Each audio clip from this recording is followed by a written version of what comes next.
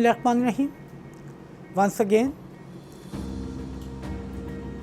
तो हमने अपने प्रीवियस स्क्रीन में control unit, ALU and output unit, इन तमाम के बारे में ब्रीफ से देखा था। ओके, तो हमने अपनी प्रीवियस 1 to 2 जो वीडियोस हैं उनमें हमने इन तमाम कंपोनेंट्स को, इन तमाम मॉड्यूल्स को बड़ी डीपली स्टडी किया।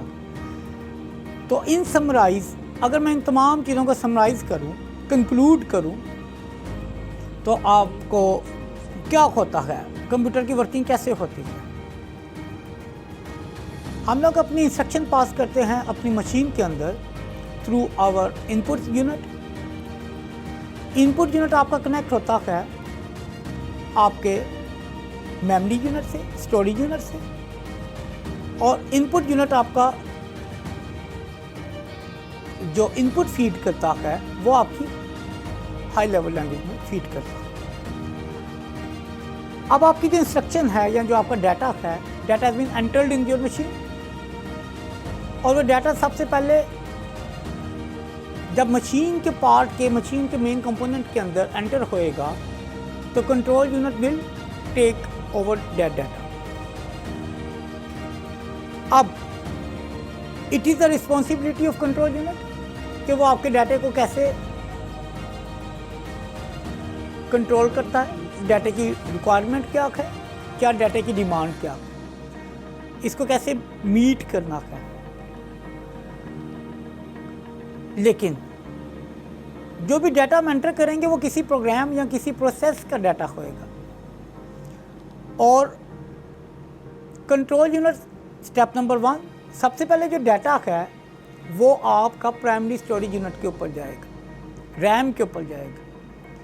As RAM defined as a program in execution is store in RAM. RAM के पास डाटा तब तक रहेगा जब तक आपका उस प्रोग्राम के ऊपर वर्किंग है या वो प्रोग्राम आपने ऑन किया हो। आफ्टर दैट आपने जब अपने डाटे को परमानेंटली स्टोर करना है तो you are shifting your data from RAM to SSU hard.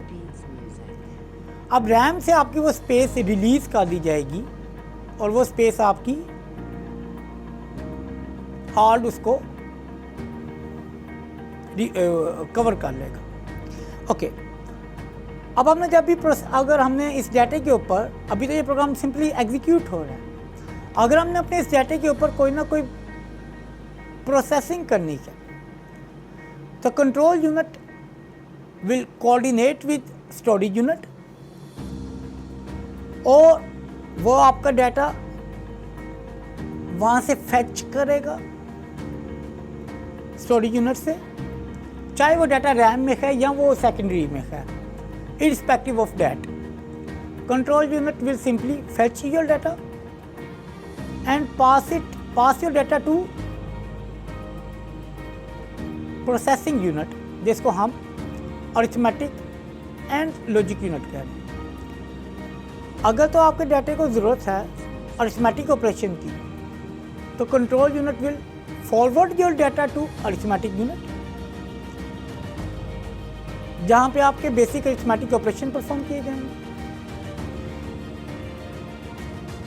And if your data needs logical operations, control unit will provide your data to logical unit. यहाँ पे आपके लॉजिकल ऑपरेशन परफॉर्म किए जाएंगे, और logical operation के अंदर आपका क्या क्या आएगा, greater than, less than, is not equal to, इस किस्म के तमाम कंपैरिजन, तमाम logical operation are performed in logical unit. आपकी कंप्लीट प्रोसेसिंग के बाद कंट्रोल यूनिट विल, ये डाटा आपका कंट्रोल यूनिट दोबारा अपने कब्जे में ले लेगा, अपने कंट्रोल में ले लेगा। अब आपके डाटे के ऊपर जो लास्ट ऑपरेशन रह गया है ये इनर ऑपरेशंस हैं। जो आपके डाटे के ऊपर लास्ट ऑपरेशन रह गया वो आपका डिस्प्ले का operation, and for display output unit is responsible for display the data. लेकिन याद रखिएगा, इनपुट यूनिट से आपका डाटा फीड हुआ आपकी मशीन में, हाई लेवल लैंग्वेज में। मशीन के अंदर एंटर होने से पहले वो data has been translated into binary language. अभी तक आपका जितना भी ऑपरेशन परफॉर्म किया जा रहा है वो तमाम operation are performed in binary language. Okay, what's next? अगर मैंने अपने डाटा को एज इट इज़ फॉरवर्ड कर दिया आउटपुट यूनिट में, तो it will show the result in binary form. Can we people understand the binary language? क्या 0-1 का डाटा हम समझ सकेंगे? क्या आपने कभी किसी आउटपुट स्क्रीन के ऊपर 0-1 का डाटा देखा है? तो which is ununderstandable by human being. तो whenever your data leaves from your computer system, जब आपका डाटा कंप्यूटर मशीन से बाहर निकलेगा, यहाँ पे भी आपने एक ट्रांसलेटर इंटीग्रेट किया हुआ है। And the job of this translator is to reconvert your data from binary to again high level language. तो डाटा इनपुट किया था हमने हाई लेवल में, and we are expecting to see the result again in high level language. हमें binary का concern नहीं है।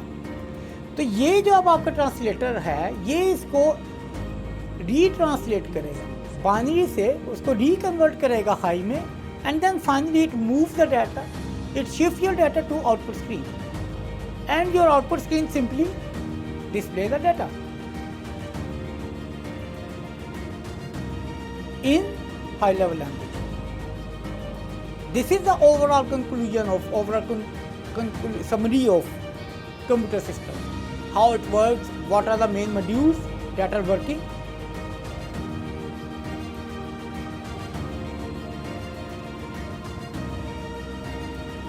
The system concept.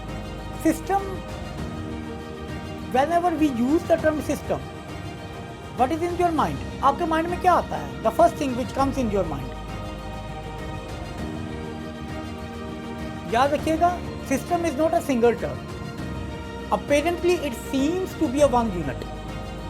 लेकिन ये लेमैन के लिए ये टर्मिनोलॉजी ठीक है, या हम ये भी कह सकते हैं कि ये नॉन टेक्निकल पर्सन के लिए this terminology is okay, but being a technical person, system consist of more than one modules. आपने अभी देखा, फ्लो चार्ट देखा अपने सारी डाटे का, सिस्टम का आर्किटेक्चर देखा हाई लेवल पे, तो you have seen a number of different modules that are interconnected with each other. एक ऑपरेशन, एक एलिमेंट तमाम ऑपरेशन परफॉर्म नहीं करता,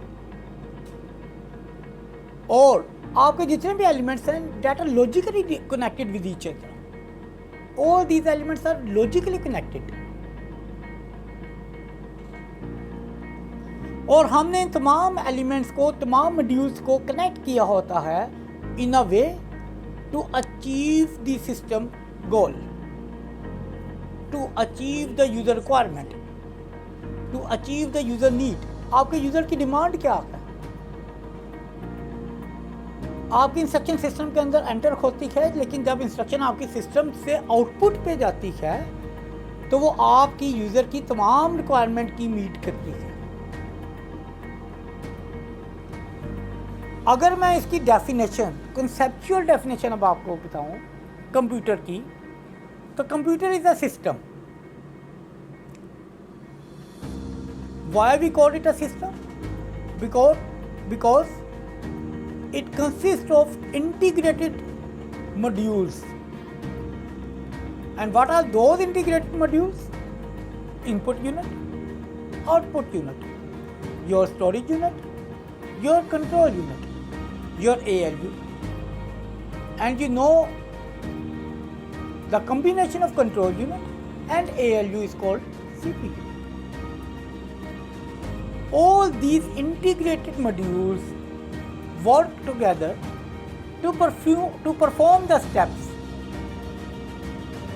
ये तमाम इंटीग्रेटेड मॉड्यूल्स इकट्ठे काम करेंगे टू एग्जीक्यूट द प्रोग्राम। ये लहदा काम नहीं कर सकते। This is all about the system. Some keywords that are very important, ALU, CPU, control system, ये तमाम keywords we have seen in very detail in our videos. तो अब हम बात करेंगे सॉफ्टवेयर इसके बाद। तब तक के लिए अल्लाह हाफिज़, थैंक यू।